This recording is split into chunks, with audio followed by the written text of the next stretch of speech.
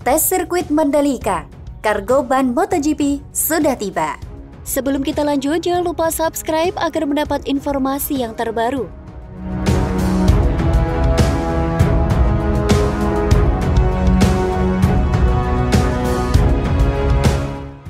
Wakil Presiden Mandalika Grand Prix Association Cahyadiwanda mengatakan, beberapa kargo tim MotoGP untuk menjalani tes pramusim di sirkuit Mandalika 11 hingga 13 Februari sudah tiba di Lombok. Kurang dari 2 pekan tes sirkuit Mandalika digelar, Cahyadi mengatakan pihaknya terus melakukan koordinasi dengan Dorna Sport selaku pengelola MotoGP. Salah satu fokus koordinasi mengenai kedatangan kargo dan tim MotoGP. Cahyadi mengatakan salah satu kargo yang sudah tiba di Lombok jelang tes sirkuit Mandalika adalah ban. Saat ini kita fokus koordinasi dengan Dorna mengenai kargo-kargo dan kedatangan tim. Kargo beberapa seperti ban sudah ada yang tiba, ucap Cahyadiwanda kepada cnnindonesia.com. Cahyadi tidak menjelaskan detail waktu kedatangan para pembalap MotoGP di Lombok jelang tes di sirkuit Mandalika. Kemungkinan besar pembalap dan official tim akan terbang ke Indonesia pada Senin, 1 hari setelah tes pramusim di sirkuit Sepang, Malaysia. MotoGP sendiri terus melakukan persiapan di sirkuit Mandalika. Sistem drainase yang sempat mengalami gangguan di WSBK Mandalika November 2021, pihak MGPA sudah selesai diperbaiki.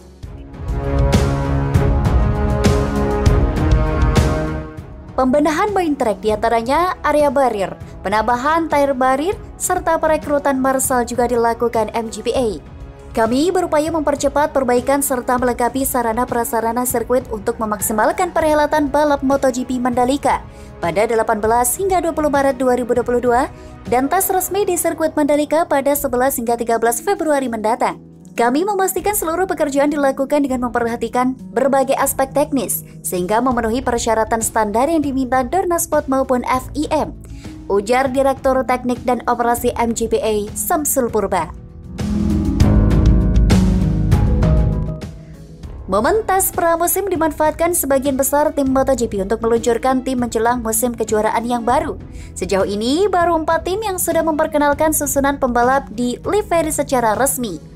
Berada di pole position adalah Gresini Racing yang tahun ini kembali menjadi tim independen. Tim yang pernah diperkuat pembalap sekaliber Sergio Bernau dan Marcelo Simoncelli itu curista dengan melakukan peluncuran pada 15 Januari silam. 3 tim lain menyusul Gresini secara terpisah. Pada 24 Januari, ada With You Yamaha RNF yang memamerkan motor M1 dan seragam yang dipakai Andrea Dovizioso dan Darin Blinder pada musim 2022. 3 hari yang berselang, giliran 2 tim pabrikan KTM dan tim satelit Touch3 yang mengambil waktu untuk memperkenalkan armada mereka. Kini, tersisa 8 tim MotoGP yang belum membuka tirai yang menyembunyikan motor dan seragam pembalap mereka. Tes pramusim tampaknya dimanfaatkan mereka untuk memperkuat suasana gladi bersih menuju musim yang baru.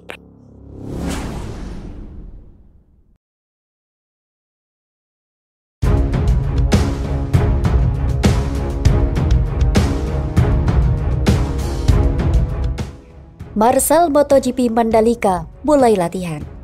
Sebelum kita lanjut, jangan lupa subscribe agar mendapat informasi yang terbaru.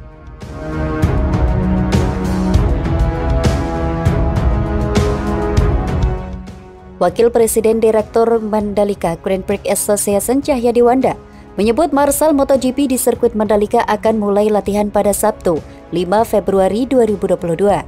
Marshal hari Sabtu 5 dan 6 besok akan dimulai latihannya. Marshal yang sudah terkonfirmasi ada 200 orang, kata Cahyadi kepada cnnindonesia.com. Marshal adalah petugas yang berjaga di sekitar lintasan balap. Mereka bertugas mengamati dan memberi rambu-rambu jalannya balapan berlangsung dengan aman. Masalah Marshal ini pernah ramai jadi perbincangan menjelang ASEAN Talent Cup 2021. Ketika itu, balapan terpaksa ditunda karena Marshal yang bertugas tidak siap dan belum punya pengalaman.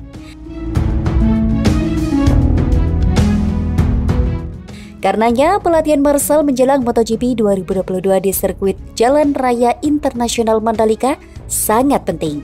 MGPA tak ingin ada kendala dalam balapan motor paling bergengsi ini. Secara garis besar ada 4 jenis marshal. Pertama, track marshal. Mereka ini bertugas membantu pembalap, memadamkan api, medis, menyapu lintasan dan membantu kru pemulihan. Mereka juga bertugas memastikan trek balap bersih dari kerikil.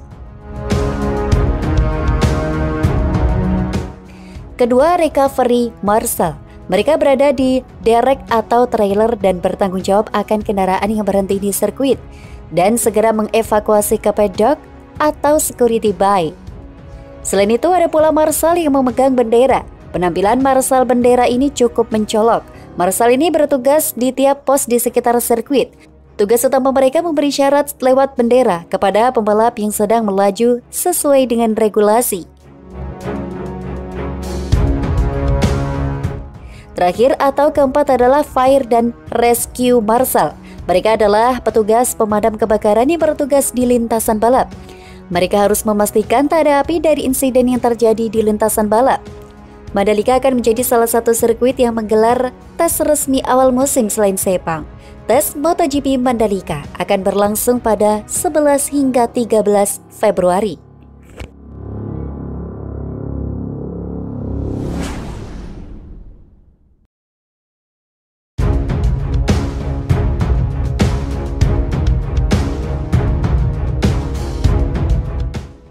MotoGP Mandalika, siasat Dorna kuasai ASEAN dari F1.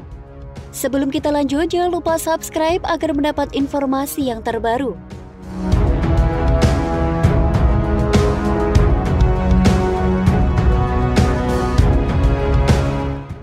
CEO Dorna Sport Carmelo Ezpeleta mengungkapkan kawasan Asia Tenggara atau ASEAN sangat penting bagi MotoGP.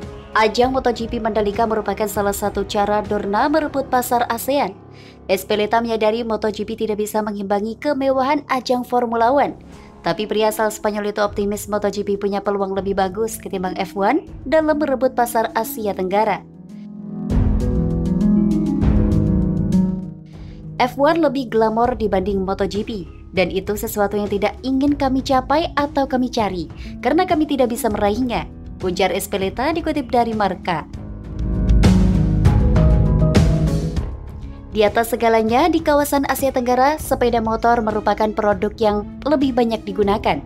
MotoGP lebih dekat dengan sebagian besar masyarakat biasa daripada ajang F1 atau yang lainnya, ucap Ezpeleta. MotoGP Mandalika yang akan melakoni debut di MotoGP 2022, 18 hingga 20 Maret mendatang merupakan salah satu upaya Dorna merebut pasar Asia Tenggara. Dengan demikian, MotoGP punya 3 seri balapan di ASEAN, Indonesia, Malaysia, dan Thailand. Dorna selaku penyelenggara MotoGP bisa meraup keuntungan mencapai 250 juta US dollar atau setara dengan 3,6 triliun per tahun. Tapi, pemasukan tersebut juga harus diimbangi lagi seperti membantu biaya transportasi antar negara saat kompetisi dan membayar hadiah kepada rider dan tim pembalap.